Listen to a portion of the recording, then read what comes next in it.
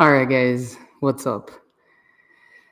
Um, Let me tell y'all. Today was a stressful day. Well, it started off stressful. Why did it start off stressful, you may ask? Well, if you've seen my Facebook status, you will know it is because I unjustly accosted by by a work slave in my space. I wasn't happy about it, but ultimately I'm here. I survived. So I opened my car to head here actually to set up. I was like, oh, we on time, we moving, things are good. And then unfortunately for me, as I opened one of the doors, there was a baby wood slave hiding in like the side panel there on the door. And yeah, he proceeded to hop in um into the car. And that's what took me out because I'm like, bro, the grass is right there. I don't understand it. But in any event, we're here now. I'm alive. Technically, a little stressed, but still surviving some kind of how. But anyway, I want to get into it because today's gonna be a very chill. It was supposed to be a very chill stream. I was gonna come in here, we're gonna chat. I was gonna do some Lego. I'm still gonna do some Lego. And if you guys have questions or so, because right now we're in preparation mode. We're heading to Barbados this Friday for CARIFESTA. So a lot of my day is basically preparing for that, especially because I got back from the Netherlands and it's been nonstop. So we're gonna get ready to. Of course, we have coffee. I was so frazzled, I couldn't even care to make like brew a cup of coffee. I just grabbed whatever instant was there, which happens to be this mocha. So that is what is calming my nerves right now. As I think about the fact that I had to catch a ride to work because I was not driving a car, I was leaving it, and then I dropped like half a bottle of Baygon in the car, just spritzed everywhere. So hopefully, when I go home and I open up the car, there's a corpse looking up at me. If not, then yeah, I might just have to get a new car. But in any event, we move. So, as I said, the hot drink is the Nescafe instant mocha that was right outside. Um, the, the hot take of the day has to do with the word of the day. So I'm gonna do the word of the day first, and then we're gonna go to the hot take of the day. So the word of the day, acumen, brought to you by Bain. And acumen is the ability to make good judgments and quick decisions, typically in a particular domain. So business acumen, political acumen, social acumen, the list goes on. Acumen is a critical component that's looked at when hiring C-levels, certain management, certain positions in certain businesses or entities. Um, and for those who are in middle management or starting off, your level of acumen in a certain role or industry will determine how you progress. Um, it's the hot take for today because we, as in Ansi Martin, often confuse um, business acumen or acumen in general with people's destructive personalities, with their ability to simply cause confusion, whether by inviting interference or simply being malicious. And malice is easy; it doesn't require any type of acumen. Anybody can be mean. Children can be mean. So when I encounter mean adults, generally I'm like, okay, I can imagine what type of child you were. It takes a special kind of knowledge and know-how to be able to get ahead without trampling others or destroying things or a country in the process, and without setting yourself up for failure down the line. Because what you usually see with people who lack business, political, or social acumen is that they end up kind of isolated with a small contingent of sycophants and yes men and women around them. And that happens everywhere. That happens in politics. That happens in business. It happens in education. I even at the university level, we had situations where certain professors would click up, but those professors didn't have a very long life at my university. And I think there's ways to do things and to navigate systems and industries and sectors without damaging yourself and your soul in the process. So acumen is the word of the day. And the hot take is that on Martin, we need to actually learn how to discern between what is displaying acumen and what is just being a bad person. Yeah. All right. So with that, we go on to the game of the month. July's game of the month was Tiny Bookshop, as you'll recall, which is a cozy game. August game of the month is not so much a game of the month. I'm cheating a bit because we only had it for 2 weekends in August, and we won't have it again until it releases in October, and that's Battlefield 6. And that is decidedly not a cozy game. Battlefield 6 is, of course, a war game. It's a first person shooter with multiplayer as well. I was online with boy Marvio, with Marvel, and a couple others, just kind of tearing through the different game types. Why I like to play first person shooters is number one, they're great stress relievers, actually. And number two, if you play it properly, okay, not necessarily talking about Marvio here, but if you play it properly and you stay on the objective, get on the point, as my partner likes to say, you can actually learn some decent fine motor skills and some tactical planning skills, logistical skills um, from these types of games. Of course, I do not advocate that your 12-year-old play these games. These games, to my opinion, are more for 17 and up. Of course, we all know that you will have 12-year-olds that are playing Call of Duty and or Battlefield. But in those instances, I do suggest to parents that you explain to them that it is a game. And while they can take away some skills from it, the motor skills that I mentioned and so forth, ultimately it is a game that should remain a game. And these types of weapons are not meant to be in the hands of consumers, and average day everyday people. So Battlefield 6, we were playing the open beta. Have to say they've done a great job of bringing back that field. One thing I do really enjoy about Battlefield is also the thing I hate about Battlefield, which is the game mechanics in the sense of you could be hanging out in a building and then someone shoots you with a tank and the building collapses upon you, which is what happened when we were playing. Marvio was trying to come and pick me up and heal me, basically, and the floor fell out from under us. So I died, literally. Um, so yeah, that's definitely one of the that's the August game of the month. Might have a different game for the rest of August when I'm back, all depending on what my schedule and my Steam library allows.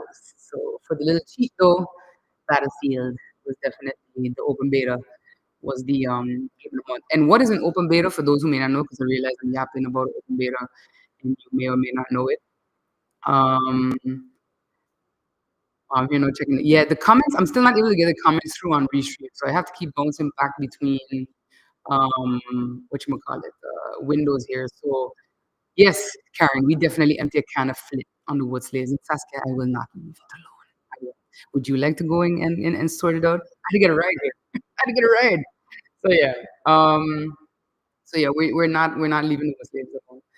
But moving on to some of the main topics that we have tomorrow, first day of school. Hope you guys are excited. I see a lot of parents expressing concern for the fact that they don't have updated lists or class assignments, etc. And maybe a suggestion, because something that I committed to doing in my term um, is taking the best practices that I see at all educational institutions on the island. And I was invited to Learning Unlimited's first day of school last week, even though I was also invited to their Monday launch of their theme for the year, which I thought was a pretty cool way to introduce students to their new teacher, new classroom. You take away a lot of that first day of school anxiety, and you also eliminate the need for a big production with sending letters and such out. So my suggestion to the subsidized schools, and I will of course suggest this to public education as well, is that leading up to the first day of school, maybe you do like an intro day to school. Just a suggestion, because I think it will eliminate a lot of the complaints right now about parents not being involved or not being updated, sorry, on their class list, etc. But nevertheless, wishing all students a successful, productive, and fun school year. I hope that I look forward to seeing some of the changes reflected in what we recently submitted to the subsidized school board, which is the pending hair discrimination legislation. I also want to state that pending legislation can be considered legislation. So you can definitely update your policies based on what is coming, especially as I think if anyone were to read the room or read the country, you would know that I do not foresee Parliament kind of saying no to this legislation. So we did send out a letter communicating the intention of what the hair discrimination legislation is going to look like. I can actually let me see if I have it readily available. I should pull it up earlier. My bad, guys. My bad.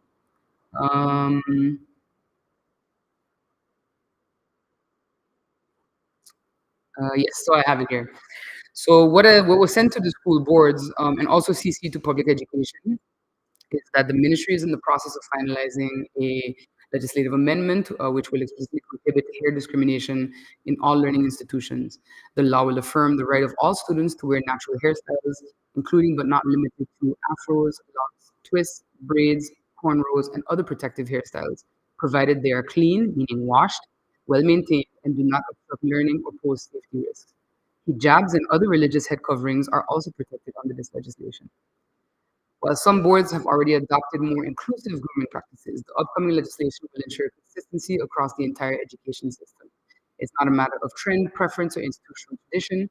It's a matter of equity, legality, and educational access. As such, all schools, regardless of denomination or philosophy, are expected to adhere to the new standards once enacted. Collaborative implementation. So we basically said that once the draft text of the amendment is ready, we will be sharing it. Public expectations in the 2025-2026 school year. We inform that as we prepare for the start of the new academic year on August 20th, please be advised that there is heightened public scrutiny on this matter. Parents have already begun inquiring about whether changes will be made to existing policies. And while the legislation is still forthcoming, I ask that all school boards exercise restraint and compassion when interpreting grooming policies and avoid punitive measures that may contradict the spirit of the forthcoming law. Now, why we make it clear to say that is because and I think that, again, if you're reading the room and you're reading the country and you're kind of reading the world and global trends, you realize that this really has nothing to do with education. If I look at the recent results out of Guyana for their CSEC and CAPE students, the top student, as everybody saw, had locks, and I want to congratulate him as well on his success because I couldn't even fathom doing 21 CXC subjects, guys. But nevertheless, I think it is when you look at the success stories coming out of Guyana or Trinidad or Barbados or so, you see that it has very little to do with education. And we may hide it under the guise of, well, we're teaching kids. Blah, blah. No, I think if you teach kids about cleanliness, about washing their hair, you go a long way to teaching them that discipline for self-care. And it would be nice for them to have some hair to wash. Yeah. So with that, that was the update that was sent to the school boards. Um, Nothing else really. We have a few other legislative packets, but I don't have an update on those right now because they're a little more further down the line. So we will be updating on them as we get to it. Right now, the focus is, of course, as I mentioned, on CARIFESTA, which is we are departing on Friday. Of course, the delegation itself is leaving today, so I wish Clariz and the rest of the artists and performers safe travels to Barbados today. Myself and my chief of staff will be flying on Friday to get to him for CARIFESTA. I've taken a look at all of the events. I have to say I'm pretty excited about some of the lectures and some of the workshops that are happening. I can share with you a couple that I have noted down that I will be attending. For example,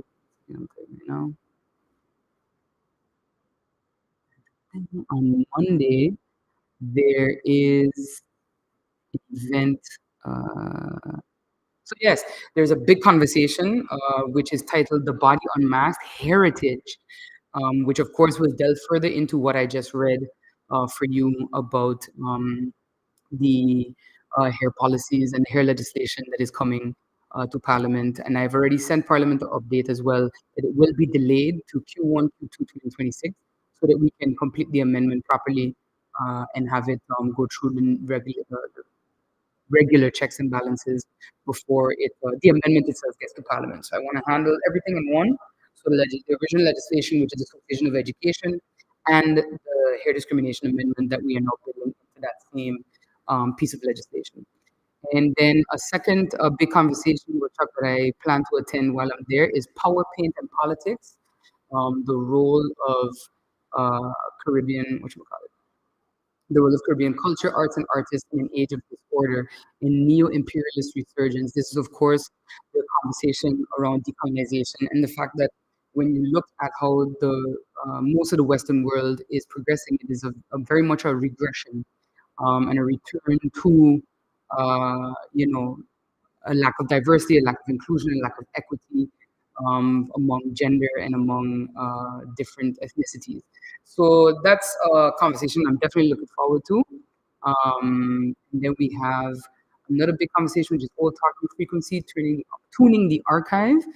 A lot of these workshops are centering around, of course, how arts and how the orange economy will play a role in the further development of all Caribbean nationalities. And I want to definitely say that you can follow my social media pages because we will be sharing some updates as we can while in Barbados. So looking forward to it for sure. Unfortunately, we'll be missing part of the opening ceremony with the timing that I fly, but we'll definitely catch the tail end of it and let you guys know when we have arrived safe and sound. I want to just give one final update on the education front as well. I've mentioned before, and I mentioned in a briefing last week, that there is a reform process currently underway at Prince William Alexander School. There is a reform team that is in place.